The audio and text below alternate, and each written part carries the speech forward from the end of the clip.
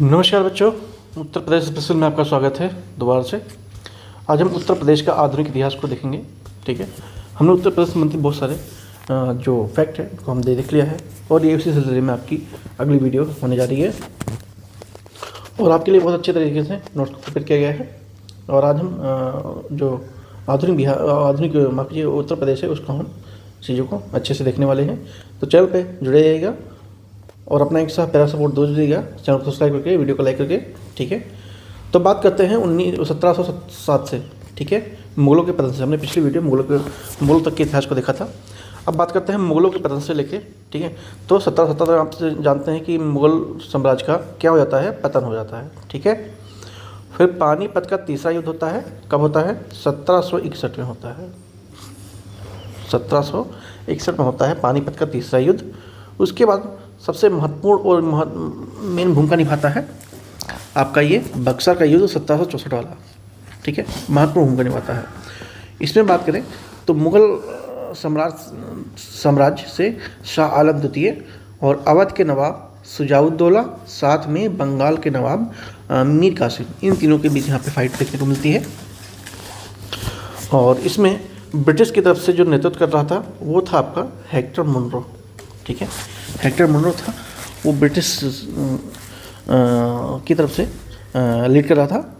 ध्यान देने की बात क्या है कि बक्सर के युद्ध में ने कंपनी को बंगाल, बिहार और यूपी के हिस्सों में नियंत्रण स्थापित करने का उनको यहाँ पे मौका मिलता है। फिर ये सब होने के बाद देखो क्या, पहले बात तो हमने यहाँ तक कर लिया था। उसके बाद हमने 1761 पानीपत का युद्ध, फिर बक्सर का सबसे महत्वपूर्ण भूमिका इतिहास में ये बक्सर का युद्ध निभाता है। ठीक है, फिर इसके बाद इलाहाबाद की संधि होती है, रॉबर्ट क्लाइव इस पर होते हैं। ठीक है, नवाब शुजाउद्दीन औला की शर्तें और इधर शाह आलम द्वितीय की शर्तें थी। उसके बाद इलाहाबाद की संधि हो जाती है। क्या क्या थी देख लेते हैं। इलाहाबाद और कड़ा शाह आलम द्वितीय को सौंपना। ठीक है, मतलब इलाहाबाद जो है वो आलम शाह द्वितीय को सौंपना। युद्ध में क्षतिपूर्ति हुई है उसके लिए 50 लाख रुपए की मांग की जाती है।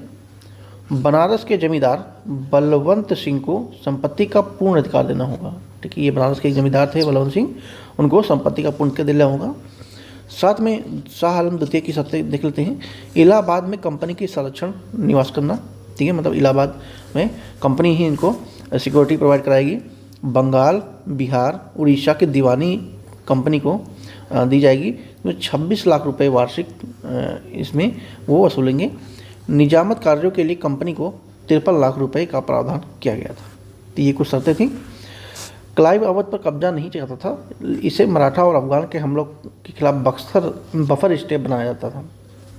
ठीक है सॉरी, तो जो रॉबर्ट क्लाइव है ये क्या चाहता था, ये अफगान मतलब इस पे अवध पे कब्जा नहीं चाहता था, बल्कि ये मराठा और अफगान के हमलों के खिलाफ जो बफर स्टेट बनाना चाहता था, मतलब सेव करने के लिए।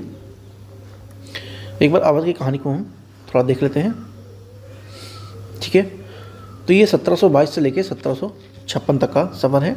देखो 1722 में क्या होता है, शहादत अली खान बुरहान और मुल्क का शासन रहता है अवध पे। फिर 1739 आते सफदर जंग। ठीक है, सफदर जंग का शासन आता है और सफदरगंज हॉस्पिटल भी आपको नई दिल्ली में देखने को मिल जाएगा। फिर आता है शुजाउद्दौला जो कि 1754 तक में शासन करता है। फिर उसके बाद असफुद्दौला, ये इसी का ही सक्सेसर था। ठीक है, और असफुद्दौला ने क्या किया, राजधानी को हस्तांतरण कर लिया था। कहाँ से कहाँ तक? फैजाबाद से लखनऊ। ठीक है, और वर्तमान में भी लखनऊ ही राजधानी आपके यूपी की है। निर्माण इसने बड़ा इमामबाड़ा का करवाया था। बड़ा इमामबाड़ा ऐतिहासिक प्लेस है, लखनऊ में है।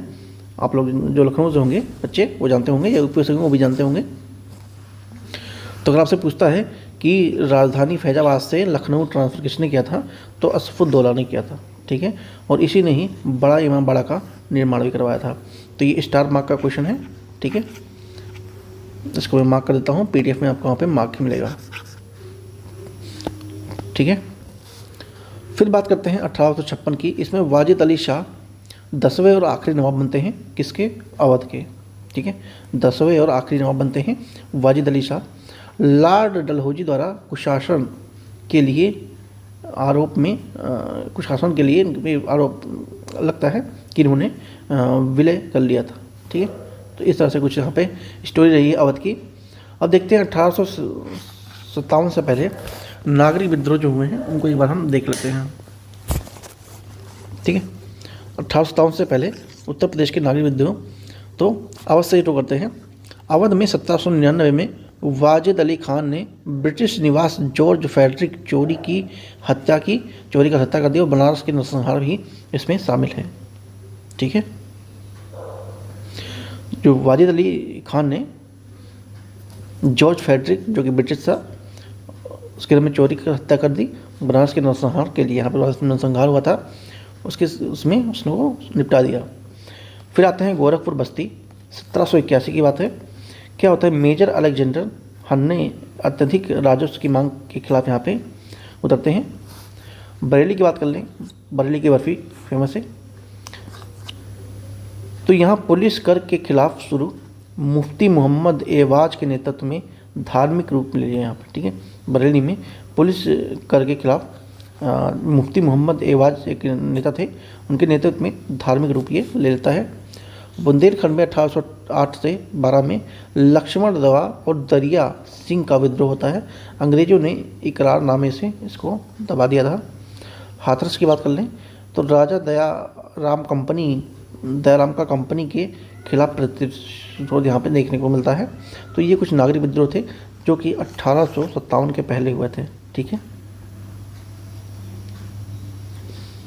कुछ तात्कालिक प्रभाव देख लेते हैं 1857 के विद्रोह के। नई एनफील्ड राइफल में गाय और सूअर की चर्बी मिलाया जाना। ठीक है, आप सब जानते हैं जैसा कि गाय है वो हिंदुओं में पवित्र माना जाता है और जो सूअर है ये आपका मतलब मुस्लिम संप्रदाय में इसका माना जाता है। ठीक है, मतलब अच्छा नहीं माना जाता है।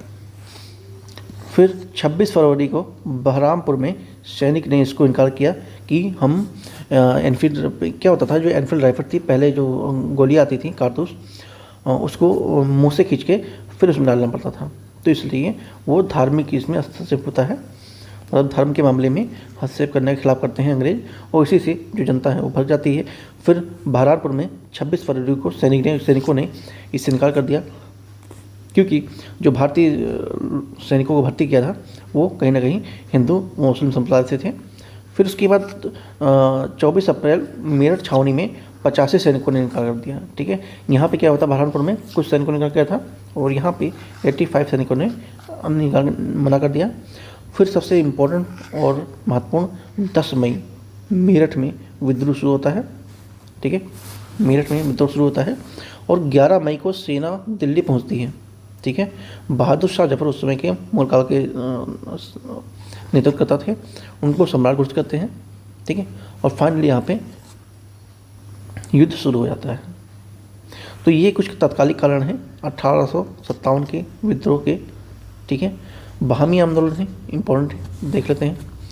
रायबरेली की सैयद अहमद द्वारा शुरू इस्लामी पुनरुत्थवादी आंदोलन जो बाद में ब्रिटिश विरोध जिहाद में बदल गया। ठीक है, और इसका जो मुख्य केंद्र था वो वर्तमान की बिहार की राजधानी पटना ही था उस समय। कुछ केंद्र उत्तर प्रदेश के हैं 1857 के, उनको देखते हैं। यहाँ पे आपके स्थान है, इस साइड नेता है और यहाँ पे दमन करता है। दिल्ली में बहादुर शाह जफर और बख्त खान का नेतृत्व था और अंग्रेजों की तरफ से निकोलसन यहाँ पे नेतृत्व कर रहे थे। कानपुर की बात कर लें तो यहाँ पर नाना शाह और तात्या टोपे ने नेतृत्व किया था और दमनकर्ता कालीन कैंपबेल थे। लखनऊ की बात करें तो बेगम हजरत महल और ब्रिजिश कादिर यहाँ पे नेता थे और ब्रिटिशों के खिलाफ कालीन कैंपबेल ही यहाँ पे इसको देख रहे थे। तो कानपुर और लखनऊ में कौन कौन देख रहा था कि कालीन कैंपबेल ये दोनों एक ही हैं और यहाँ पर बरेली में भी यही देख रहे थे। झांसी की बात करें तो रानी लक्ष्मीबाई आप सब जानते हैं, इनके जो विरोधी थे वो थे ह्यूरोज अंग्रेजों की तरफ से। इलाहाबाद में लियाकत अली थे, ठीक है, भारतीयों की तरफ से, और कर्नल नील ये ब्रिटिश की तरफ से थे। बरेली में खान बहादुर खां नेतृत्व कर रहे थे और अंग्रेजी तरफ से कालीन कैंपबेल थे, यानी कानपुर, लखनऊ और बरेली, ठीक है, यहाँ पे कैंपबेल थे। इसको याद कैसे करेंगे, देखिए कानपुर, लखनऊ और बरेली ये तीनों आपस में कहीं ना कहीं कनेक्टेड हैं, ठीक है। तो का से कानपुर और का से कैंपबेल, का से कैंपबेल, ठीक है, का से कैंपबेल से आपको कानपुर, लखनऊ और बरेली ध्यान रखना है, और फिर पहले कानपुर के का से आप कैंपबेल याद रख सकते हैं। तत्ता टोपे की गिनवी कवा यानी गुरिल्ला रणनीति 1959 में उनको फांसी दी जाती है, ठीक है।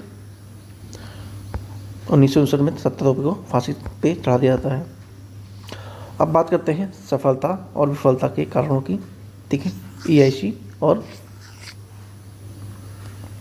ईस्ट इंडिया कंपनी और ब्रिटेन के विफलता के कारण क्या थे, सीमित विस्तार, ठीक है, अंग्रेजों की मजबूत सेना और तोपखाने। तो भारतीयों के उस समय की विफलता के कारण क्या थे, एक तो इनका जो एक्सपेंशन था वो काफ़ी छोटा था, साथ में जो दूसरी पार्टी थी यानी अंग्रेज, तो उनके जो आधुनिक मॉडर्न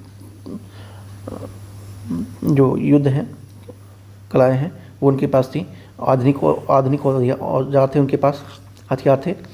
सक्षम नेतृत्व और स्पष्ट योजना का अभाव, ठीक है, यहाँ पे नेतृत्व का भी अभाव देखने को मिलता है, क्योंकि उस समय जो कम्युनिकेशन की समस्या थी वो काफ़ी ज़्यादा थी, ठीक है। तो इस तरह से यहाँ पे नेतृत्व का अभाव देखने को मिलता है। देसी राजाओं और जमींदारों की असहयोग, ठीक है, तो जो राजा थे उनको तो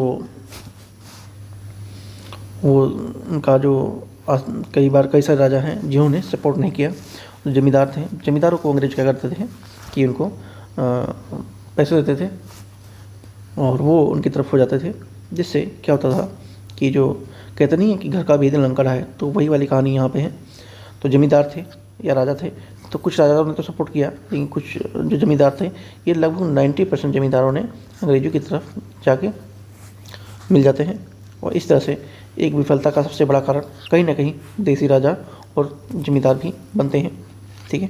1857 के विफलता के कारण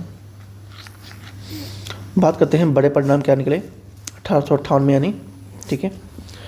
1 नवंबर 1858 में महारानी विक्टोरिया की घोषणा होती है, लॉर्ड कैनिंग द्वारा इलाहाबाद में इसको पढ़ा जाता है, ठीक है, कि जो शासन है वो ईस्ट इंडिया कंपनी को नहीं दिया जाएगा, डायरेक्ट ये क्राउन के अंदर में आ जाएगा, यानी महारानी के अंदर में अब यहाँ की मतलब जो भारतीय व्यवस्था है वो चलेगी, शासन प्रशासन।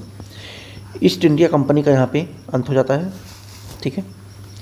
ब्रिटिश क्राउन का शासन आता है, यानी अब डायरेक्ट जो व्यवस्था है वो ब्रिटेन से चलाई जाएगी। राजधानी आगरा से इलाहाबाद स्थानांतरित होती है, ठीक है। इलाहाबाद से क्या होती है, वो माफ़ कीजिए, आगरा से इलाहाबाद जो राजधानी है उसको ट्रांसफ़र कर दिया जाता है, और यूपी का विभाजन हो जाता है, जैसे अवध और उत्तर पश्चिमी प्रांत में बढ़ जाते हैं। अवध का क्षेत्र और उत्तर पश्चिम मतलब यूपी का विभाजन भी इसमें देखने को मिल जाता है उस समय। तो ये कुछ विफलता के कारण थे, और ये आपके उसके बाद कुछ परिणाम निकले हैं जो कि, तो एक बार फिर से रिपीट करते हैं। एक तो सबसे बड़ा कारण था जो संसाधन हैं वो काफ़ी कम थे, सीमित थे, अंग्रेज़ों की मजबूत सेना थी, उनके साथ पास आधुनिक मॉडर्न वेपन्स थे, नेतृत्व की कमी देखने को मिलती है, ठीक है, प्लानिंग की कमी की देखने को मिलती है, साथ में जो घर का भेदी लंका है, यानी हमारे जो सहयोगी जैसे राजा, कुछ जमींदार, इन लोगों का सहयोग देखने को नहीं मिलता है। फिर परिणाम निकलता है, महारानी 1858 को 1 नवंबर में घोषणा करती है कि अब जो शासन है वो सीधे क्राउन के हाथ में आएगा, और ईस्ट इंडिया कंपनी की समाप्ति हो जाती है। राजधानी का ट्रांसफर होता है, आगरा से इलाहाबाद होता है, और यूपी का विभाजन होता है, एक तो अवध प्रांत में, दूसरा उत्तर पश्चिमी प्रांत में, ठीक है। तो ये कुछ बड़े बड़े चीज़ें थी जो आपको ध्यान रखने योग्य हैं। 1857 के बाद कुछ राष्ट्रवादी सुधार हुए हैं, उनको देख लेते हैं, जैसे राधा स्वामी आंदोलन जो हमने अभी इससे ऊपर देखा था, उनको थोड़ा हम डिटेल में देख लेते हैं। 1861 में संस्थापक कौन थे, शिव दयाल सिंह थे, जो कि आगरा से थे। लक्ष्य की बात करें तो सूरत शब्द का योग द्वारा सच्चा मोक्ष प्राप्त करना है, ठीक है। अलीगढ़ आंदोलन संस्थापक कौन थे, सर सैयद अहमद खान, आधुनिक शिक्षा और इस्लाम के प्रति इनकी निष्ठा थी। पर्दा और बहुविवाह का ये विरोध करते थे। देवबंद आंदोलन 1866 इम्पोर्टेंट है, ठीक है, इसी क्वेश्चन आता है। संस्थापक कासिम नवोतवी और रशीद अहमद गंगोही थे, जो कि सहारनपुर से थे, सहारनपुर में होता है। ये थे नहीं वहाँ पर, यहीं से इनका शुरुआत होती है, ये आगरा से शुरुआत होती है, तो ये सहारनपुर से होती है। रूढ़िवादी पुनरुत्थान, शुद्ध कुरान शिक्षा, विदेशी शासन के खिलाफ जिहाद, ये सब इनका प्राथमिक रिफॉर्म में से था। सेंट्रल हिंदू स्कूल 1898, संस्थापक कौन थी? एनी बेसेंट, बनारस में होता है। 1916 में मदन मोहन मालवीय द्वारा बनारस हिंदू विश्वविद्यालय यानी BHU के रूप में इसका विकास होता है, तो ये आज भी है बनारस हिंदू विश्वविद्यालय।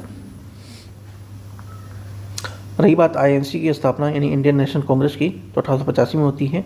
72 प्रतिनिधियों में से 10 यूपी से थे, ध्यान रखेंगे, ठीक है। यूपी स्पेसिफिक में ये भी जुड़ जाता है कि जो 72 प्रतिनिधि थे उसमें से 10 व्यक्ति उत्तर प्रदेश थे। 1888 में इलाहाबाद में जॉर्ज यूले पहले अंग्रेज अध्यक्ष बनते हैं, ठीक है।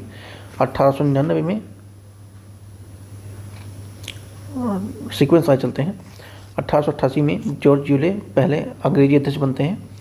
फिर 1892 में इलाहाबाद में भीमेश चंद्र बनर्जी बनते हैं। 1899 में रमेश चंद्र दत्त बनते हैं, ठीक है।